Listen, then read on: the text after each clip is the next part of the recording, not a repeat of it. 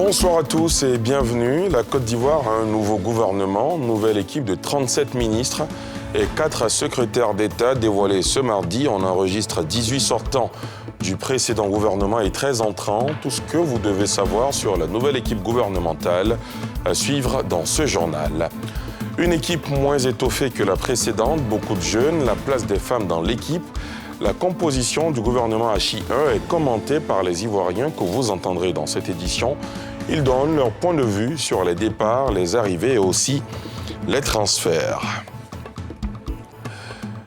Fini le suspense, le nouveau gouvernement ivoirien est connu depuis la mi-journée de ce mardi. Une nouvelle équipe forte de 37 ministres, dont 3 ministres d'État, 4 secrétaires d'État et 8 femmes. Liste dévoilée par le ministre secrétaire général de la présidence de la République. On enregistre 18 sortants du précédent gouvernement et 13 entrants. Les premiers enseignements sur cette nouvelle équipe gouvernementale dans ce sujet de Thiemé Dandje et Eric Kimo. Perron du palais présidentiel. Peu avant 12 heures, le chef de l'exécutif ivoirien, Alassane Ouattara, est sur les lieux. À ses côtés, le tout nouveau Premier ministre, Patrick Hachi, et le secrétaire général de la présidence. Son apparition sonne la fin du suspense, celle de l'attente du nouveau gouvernement. Un baptême de feu du ministre Abdourahmane Cissé dans sa nouvelle fonction. Au titre du gouvernement, sur proposition du Premier ministre, chef du gouvernement, M.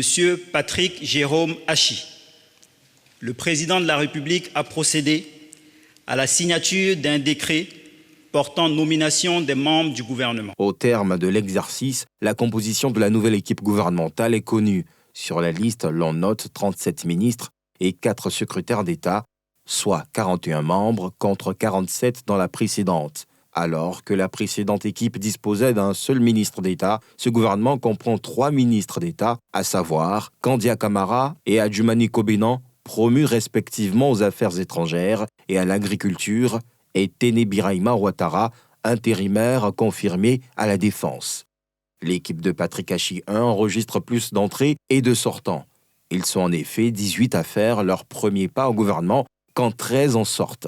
Elle s'enrichit par ailleurs de la nomination de 8 femmes, dont une ministre d'État, 6 ministres de plein exercice et une secrétaire d'État, là où l'ancienne équipe en comptait 6 et 2 secrétaires d'État sur 47 membres. Comparativement au gouvernement Ahmed Bakayoko II, le tout nouveau a en son sein un ministre délégué aux Affaires étrangères, le diplomate chevronné Alcide Djedje et 4 secrétaires d'État dont 2 nouveaux, Clarisse Kayomaï et le colonel des douanes, Célestin Serido. Autre observation, l'essentiel des ministres de la précédente équipe ne conservent pas leur portefeuille.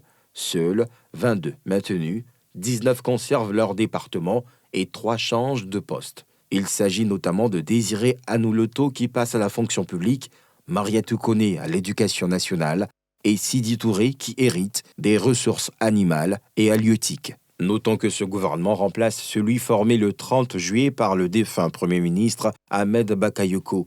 Il est conduit par Patrick Hachi, nommé le 29 mars dernier. Le premier conseil des ministres de la toute nouvelle équipe se tient demain, mercredi, au palais présidentiel d'Abidjan, Plateau. Comme annoncé, c'est une équipe un peu plus jeune et restreinte, composée de 41 membres, qui a été formée par le chef de l'État sur proposition du chef du gouvernement. Moyenne d'âge de ce gouvernement, 50 ans. Si 18 ministres issus du gouvernement précédent n'ont pas été reconduits, 13 nouvelles personnalités font leur entrée dans l'équipe. Des visages connus ou moins, c'est selon. Je vous propose de découvrir ce nouveau profil avec Nadia Edja.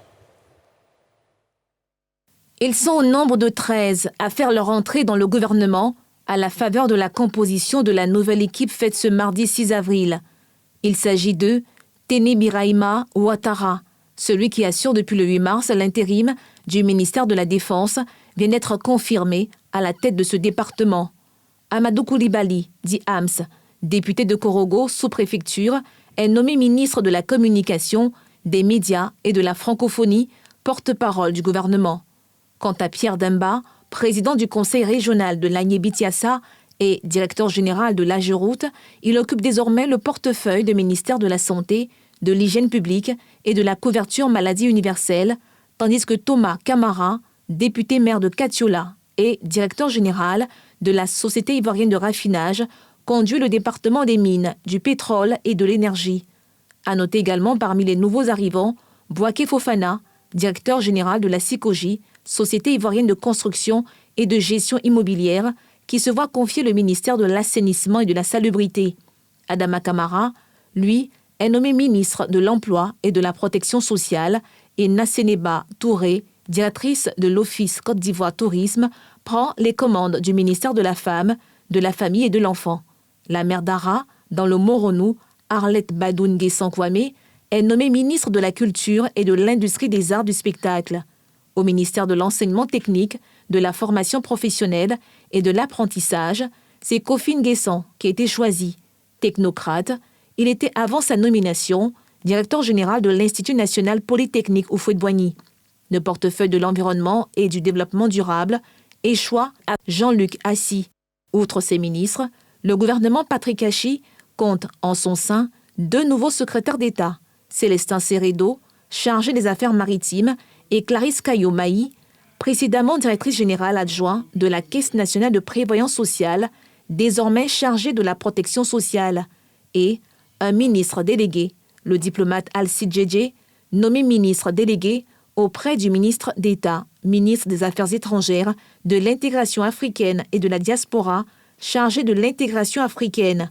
À l'inverse de ceux qui se frottent à cette nouvelle expérience, 18 ministres de la précédente équipe ont vu leur aventure gouvernementale prendre fin. Leur mission au sein de l'équipe gouvernementale vient donc de prendre fin. 18 personnalités membres du gouvernement Ahmed Bakayoko, formées le 30 juillet 2020, n'ont pas été retenues dans la toute nouvelle équipe gouvernementale. Qui sont-ils? On les découvre avec Thiemé Dandje. Ce n'est peut-être pas un adieu pour 18 membres du gouvernement formé le 30 juillet 2020 par le défunt Premier ministre Ahmed Bakayoko, mais un au revoir des activités gouvernementales pendant la durée de l'équipe Patrick Hachi 1.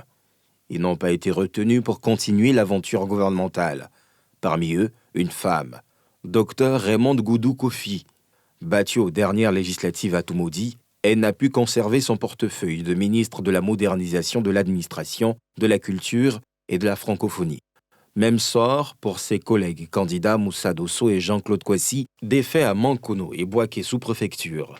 L'infortune du départ du gouvernement touche aussi des vainqueurs de la dernière bataille législative, à savoir Joseph Seka, Mamadou Sanogo, Albert Flindé, Sidiki Konaté, Issa Koulibaly et le secrétaire d'État Philippe Légré. Ces recalés du gouvernement vont retrouver leur siège de député à la Chambre basse du Parlement.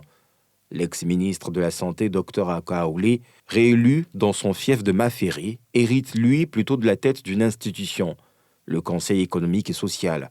Ce ne sera pas le cas pour Gaoussou Touré et Claude Isaac D, qui n'ont pas candidaté et n'ont pour l'heure pas de point de chute. Dans l'équipe gouvernementale, il y a aussi ceux qui ont été maintenus, mais transférés à d'autres portefeuilles ministériels. Beaucoup les annonçaient sortants. À l'arrivée, ils restent en course au sein du gouvernement Hachi 1 sur fond de jeu de chaises musicales. Les ministres qui ont été maintenus, mais qui ont changé de portefeuille. Un autre sujet de Thiemé Dandje. La rumeur annonçait leur départ du gouvernement. Finalement, ils restent. Mais leur maintien donne lieu à un jeu de chaises musicales, à l'exception de 12 ministres, dont Adjoumani Kobenan, promu ministre d'État, qui conservent leur département. Les autres rescapés du gouvernement Ahmed Bakayoko, dont la toute nouvelle équipe formée par son successeur Patrick Hachi, change essentiellement de portefeuille. En tête, Kandia Camara, promue ministre d'État, elle s'assoit dans le fauteuil des affaires étrangères, de l'intégration africaine et de la diaspora. Anne-Désirée Ouloto quitte, elle, la salubrité pour la fonction publique et la modernisation de l'administration. 2 autres compétences féminines retenues. Mariatou Koné prend les commandes de l'éducation nationale quand Miss Belmonde Dogo s'empare de son portefeuille, de la solidarité et de la lutte contre la pauvreté. Ce jeu de chaises musicales devrait permettre de booster le traitement des dossiers en suspens dans ces départements stratégiques, dans la conduite des affaires de l'État et la marche du pays. Et dans les rangs des nouveaux membres de ce gouvernement, 8 femmes répondent à l'appel sur 41 membres, un chiffre similaire à celui du gouvernement précédent qui comptait également 8 femmes. Principale avancée pour la gente féminine, la promotion de Kandia Camara au rang de ministre d'État. Nadia Eidja. 8, c'est le nombre de femmes parmi les 41 membres du nouveau gouvernement dévoilé par le secrétaire général de la présidence, Abdourahmane Cissé. Si le ratio de femmes n'excède pas les 20% du nombre total, ce taux est légèrement en hausse comparativement au gouvernement précédent qui comptait 8 femmes sur 47 membres. Dans ce nouveau gouvernement, 7 femmes ministres, dont une promue ministre d'État, contre 6 dans le précédent gouvernement. Une légère avancée pas satisfaisante pour les activistes du genre. Sur la liste des compétences féminines du gouvernement, Kandia Camara, nommée ministre d'État, ministre des Affaires étrangères, de l'intégration africaine et de la diaspora. Niali Kaba, ministre du Plan et du Développement. Anne-Désirée Ouloto, ministre de la Fonction publique et modernisation de l'administration. Mariatou Koné, ministre de l'Éducation nationale et de l'alphabétisation. Miss Belmonde Dogo, ministre de la Solidarité et de la lutte contre la pauvreté, et 3 nouvelles entrantes, à savoir Nassene Touré, nommée ministre de la Femme, de la Famille et de l'Enfant, Arlette Badou Nguessan Kwame, ministre de la Culture, de l'Industrie des Arts et du Spectacle, et Clarisse Kayo-Maï, secrétaire d'État auprès du ministre de l'Emploi, chargé de la protection sociale. Un mois après la victoire de son parti aux législatives, le président Ouattara vient donc de mettre en place son gouvernement. Les Ivoiriens rencontrés dans la rue d'Abidjan se prononcent et donnent leur point de vue sur les départs, les arrivées et les transferts. Yeli Traoré, Mathurin Badé. Par ma foi, je pense que c'est un très bon gouvernement. Parce qu'avec, je veux dire, les nouveaux ministres qui ont fait leur entrée et ceux également qui ont été reconduits dans leurs tâches. Donc je pense que pour moi, le gouvernement il est bon. Du point de vue structurel, il y a des anciens qui sont restés. Il y a du 109 qui est venu. Mais celui qui pilote auprès du PR, le Premier ministre Patrick Hachi, croyons que c'est quelqu'un qui est quand même rodé. Depuis longtemps, il est rodé en la matière, donc c'est une équipe gagnante. Le nouveau gouvernement, ils m'ont parlé de quelques transformations, mais tout ce que je veux, c'est envoyer tous les Ivoiriens autour d'une seule table pour que tout le pays puisse avancer, quoi. Que X soit à tel poste, que Y soit à tel poste. Moi, ce que je veux, c'est aujourd'hui, nous, la jeunesse, voilà, c'est ce qui nous concerne. Aujourd'hui, nous souffrons. Voilà, si le nouveau gouvernement peut penser à la jeunesse d'aujourd'hui, c'est un nouveau pas, ça sera un grand pas pour nous. Alors, on attend de voir ce que réellement ces personnes sont capables de faire. Parce que dans ce pays, on dit beaucoup de choses, mais malheureusement, les décisions qu'on prend, on n'arrive pas vraiment à les appliquer. Est-ce que vous voyez? Et donc aujourd'hui, nous sommes un peu sceptiques. Nous attendons de voir réellement de quoi sont capables toutes ces personnes-là qui sont dans le gouvernement. J'estime qu'on aurait gagné encore à réduire de façon drastique, vu que le pays traverse des moments difficiles. On nous dit qu'il n'y a pas l'argent dans les caisses de l'État. Et lorsqu'on parle de ministre, vous voyez un peu tout ce que cela peut engager comme frais.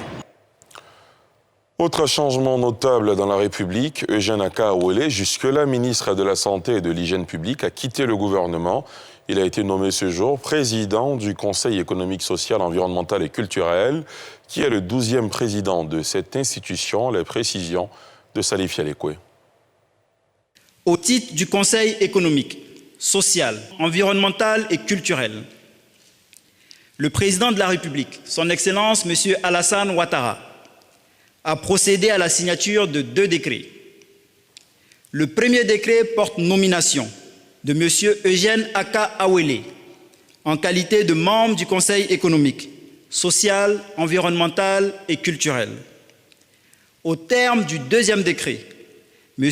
Eugène Aka-Awele est nommé président du Conseil économique, social, environnemental et culturel. Dr Eugène Aka-Awele est le tout nouveau président du Conseil économique, social, environnemental et culturel, une institution de la République de Côte d'Ivoire qui conseille le gouvernement en matière de politique économique, sociale, environnementale et culturelle. Il remplace à ce poste le défunt président Charles Kofi Dibi, décédé en décembre 2019.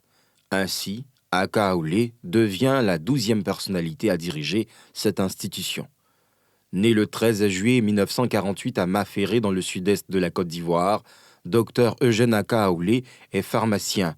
Au plan politique, ce cadre qui a fait ses classes au sein du Parti démocratique de Côte d'Ivoire, PDC-RDA, occupe depuis 2018 le poste de ministre de la Santé et de l'Hygiène publique. Un portefeuille qu'il a propulsé ces derniers mois sous le feu des projecteurs avec la grave crise sanitaire qui sévit dans le monde. Président du Conseil régional du Sud Comoé, il a été administrateur de plusieurs entreprises, notamment des banques et des sociétés de distribution pharmaceutique. Membre affilié du Lions Club International, il est également membre d'honneur du Stella Club d'Abidjan.